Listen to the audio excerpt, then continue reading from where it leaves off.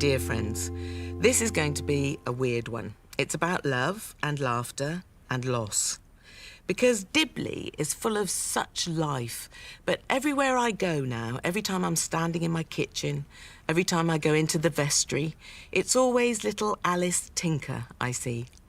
And she died 3 years ago this week. Who is the person I've most loved in my life? Well, I'm very fond of my handsome husband, but in the end, it's got to be her, my own darling dumb blonde. She had 1 husband, 6 children, and 3 brain cells. But so much love in her heart, she could defrost a frozen pizza on a winter's day.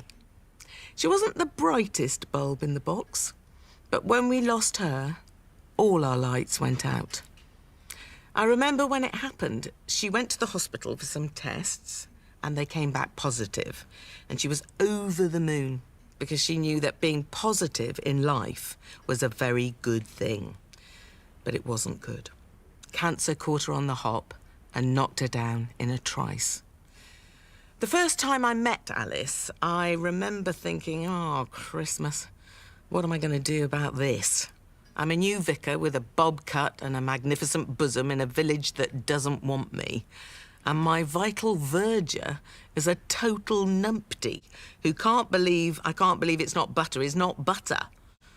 I remember her once explaining to me how babies are born. What can I say? It had to do with a spoon and some honey and lying on a sofa singing, "If you go down to the woods today, you're sure of a big surprise." It didn't, as we say these days, exactly follow the science.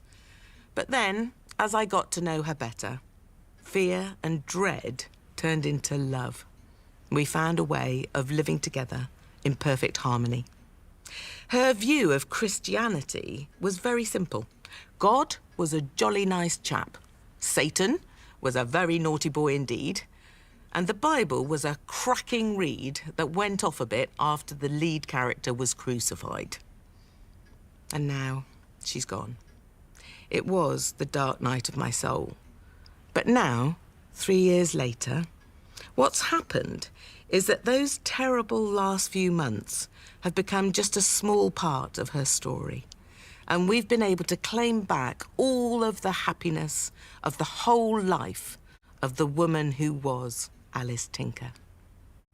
I believe in eternal life in heaven, but I also believe in eternal life on earth, because those who die are eternally here, alive in our memories and in who we are, because of how